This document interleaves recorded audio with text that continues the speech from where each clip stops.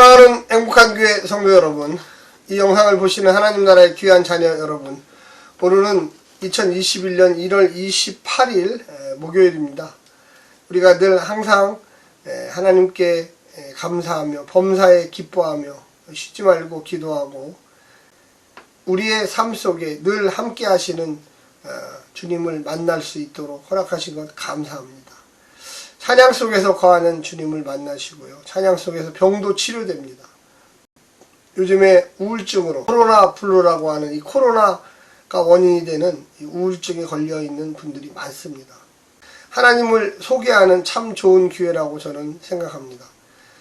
많은 마음적으로 힘들어하는 사람들에게 부활의 예수, 사랑의 예수, 또한 우리의 고통과 함께 하시는 주님을 전파하시기를 간절히 부탁합니다. 가족들 중에도 있을 수 있고요. 친구들 중에도, 또 직장 동료들 중에도, 학교에서 만나는 선후배들도 그런 사람들이 있습니다. 또 심지어 교수님들 중에도 있습니다.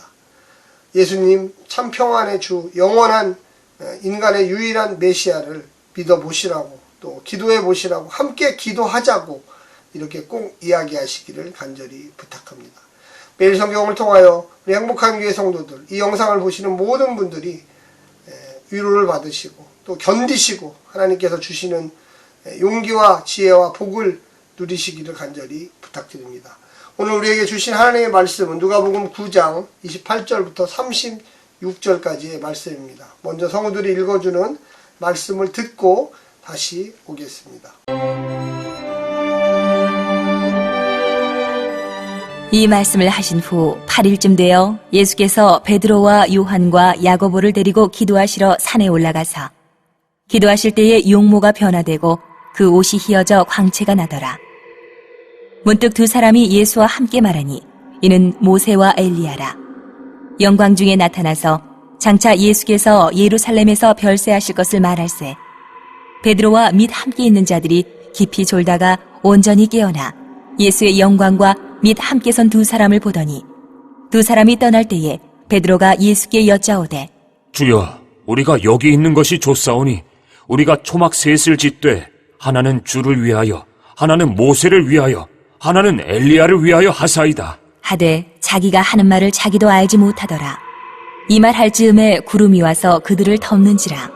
구름 속으로 들어갈 때에 그들이 무서워하더니 구름 속에서 소리가 나서 이르되 이는 나의 아들 곧 택함을 받은 자니 너희는 그의 말을 들으라 하고 소리가 그치매 오직 예수만 보이더라.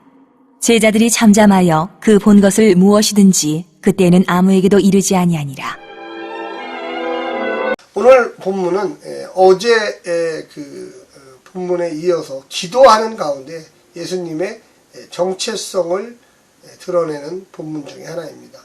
어제 본문에서 예수님이 세상 사람들을 나를 누구라고 하느냐, 너희들은 나를 또 누구라고 생각하느냐, 한번 말해봐라 이렇게 얘기했더니 베드로가 하나님의 그리스도이십니다, 이 정답을 얘기했습니다. 그러면서 내가 예루살렘에 가서 인자가 그 제사장, 그 다음에 서기관, 장로들에 의해서 이 고발을 당하고 또 죽임을 당하고 내가 3일 만에 다시 부활한다.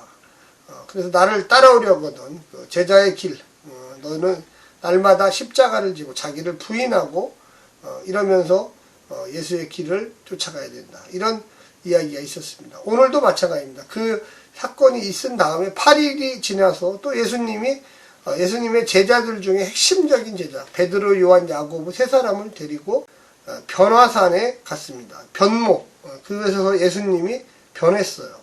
정말로 깜짝 놀라는 일들이 있었죠. 그때 예수님의 이 세 제자, 핵심 제자들은 졸고 있었어요. 사실은 졸고 있었는데 멀찍이서 보니까 엘리야와 모세라는 이 사람과 이야기를 하고 있는 거예요. 그래서 그 옛날에 수천 년 전 사람인데 어떻게 엘리야를 알고 모세를 알았을까? 근데 그들의 대화 내용을 들으면서 알았겠죠. 또 이름을 불렀을 것 같아요. 예수님이 뭐 엘리야여, 또 모세여, 또 뭐 모세 선지자여, 엘리야 선지자여, 뭐 또 이렇게 불렀지 않았나. 성경에 안 나옵니다. 그러나 분명한 것은 이름은 나와요. 모세와 엘리야. 그래서 그 모습을 졸면서 비몽사몽간에 봤는데 분명한 것은 그런 일이 있었다라는 거죠. 그래서 예수님이 그런 말을 마치셨을 때 이 베드로가 가서 얘기했습니다. 주님, 초막 셋을 좀 지켜주십시오. 하나는 모세를 위하여, 하나는 엘리야를 위하여, 또 하나는 당신을 위해서, 또 우리를 위해서 지켜주십시오. 우리가 저 밑으로 내려가지 않고 여기 있었으면 좋겠습니다. 당연히 좋죠. 그런데 예수님의 사명은 그것이 아니었죠. 오늘 본문에 보면 이런 과정을 통해서 마지막에 34절에 이 말 할 즈음에 구름이 와서 그들을 덮은지라. 구름은 항상 하나님이 나타나는 전조 조건입니다. 구름이 내려온 거잖아요, 산으로. 구름 속으로 들어갈 때에 그들이 무서워하더니 구름 속에서 구름이 싹 예수님과 세 제자 주변을 다 감싸버렸어요. 구름 속에서 소리가 났습니다. 나의 아들 곧 택함을 받은 자니 너희는 그의 말을 들으라. 헛소리하지 말고 예수의 말, 인자의 말을 들으라. 여기 보시면 나의 아들, 택함을 받은 자, 택함을 받은 자, 미션을 수행해야 할 자, 소명을 받은 자, 십자가에 지어야 될 자. 소리가 그치며 오직 예수만 보이더라. 제자들이 잠잠하여 그 본 것을 무엇이든지 그때에는 아무에게도 이르지 아니하리라. 어제 본문에서도 예수님이 말하기를 하나님의 메시아라고 이야기했을 때 베드로에게 아무에게도 말하지 말라. 아무에게도 말하지 말라. 똑같아요. 그래서 너무 신기한 것, 너무 독특한 것, 또 인간의 어떤 사고방식을 도저히 이해할 수 없는 것을 보면 입이 스스로 멎어집니다. 어떻게 보면 황홀경에 취하게 되는 거죠. 그 기쁨, 그 놀라움, 내가 엘리야를 보았고 모세를 보았고 같이 대화하시는 예수님을 보았고 구름 속에서 하나님의 음성이 들렸고 그 음성 속에서 나의 아들 곧 택함을 받은 자니 너희는 그의 말을 순종하라, 그의 말을 들으라, 이렇게 이야기했다는 것입니다. 기도할 때 이런 놀라운 능력을 경험하게 돼요. 신비한 체험을 하게 돼요. 정말로 예수님이 가야 할 그 길, 앞으로 이제 10장부터 시작되는 그 길에 대해서 설명을 쭉 하고 있는 거죠. 우리가 기도하는 사람, 믿음의 사람입니다. 기도하는 사람, 하나님이 보여주신 새로운 꿈과 비전과 계시를 보게 될 것입니다. 예수님이 걸어가야 할 길, 그 길이 또 제자들이 걸어가야 할 길입니다. 이 땅에 살아가면서 왜 그와 같은 눈이 열려야 될 필요성이 있을까요? 왜 베드로가 초막 셋을 짓자고 했을까요? 우리가 출애굽기에 보면 모세가 하나님을 만나고 거기에서 성막을 짓는 그런 장면, 물론 출애굽기 레위기에도 나오지만 민수기에도 나오지만, 그래서 아마도 예수님이 모세와 엘리야를 그 만나는 그 장면을 본 사람은 뭔가 그와 비슷한 초막을 짓자고 이렇게 이야기하지 않았나 생각합니다. 우리가 오늘 본문을 통해서 저는 기도해야 한다. 기도해야지 우리가 가야 할 제자의 길, 예수 제자의 길을 알게 됩니다. 날마다 자기 십자가를 지고 자기를 부인하면서 주님의 가신 그 길을 내가 똑같이 따라가야 되겠다 결심하는 것이죠. 오늘 본문에서도 마찬가지입니다. 초막 셋을 짓는 게 중요한 게 아니라 예수님이 그 걸어가실 길, 십자가의 길, 인류를 대속할 구원의 길, 그리고 예수의 제자들도 마찬가지예요. 그 복음을 어렵고 힘들지만 전해야 될 책임감을 가지고 하루하루 결심하면서 결단하면서 용서의 길, 평화의 길, 은혜의 길, 진리의 길, 날마다 내 입과 마음과 행동을 통해서 그 길을 묵묵히 쫓아가는 거죠. 그러면서 영원한 하나님 나라가 보이기 시작해요. 눈이 열리게 돼요.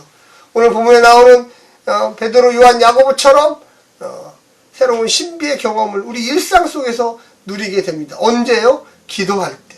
그때 제자들은 자고 있었잖아요. 졸고 있었잖아요. 예수님은 기도하면서 하나님의 음성을 듣고, 기도하면서 놀라운 과거의 구약의 위대한 인물들을 다시금 만날 수 있는 특권. 3차원이었어요. 4차원이 아니에요. 그런데도 그런 일들이 일어납니다. 우리에게는 그런 일이 안 일어날까요? 저는 그렇게 생각 안 합니다. 우리도 날마다 경건의 생활을 가지며 교회 와서 기도를 하며 형제자매들이 서로 모여서 기도할 때 병도 낫고요, 귀신도 내쫓고요, 우리가 무엇을 해야 할까, 어떤 거룩한 일을 해야 할까 하나님께서 우리에게 알려주시고 능력을 주시고 권능을 주시고 지혜를 주실 줄로 믿습니다. 사랑하는 성도 여러분, 힘내시고 용기 가지시고 믿음 가운데 승리하시기를 간절히 부탁드립니다. 오늘 하루도 하나님의 놀라운 축복과 은혜 가운데 사시기를 부탁드립니다. 샬롬.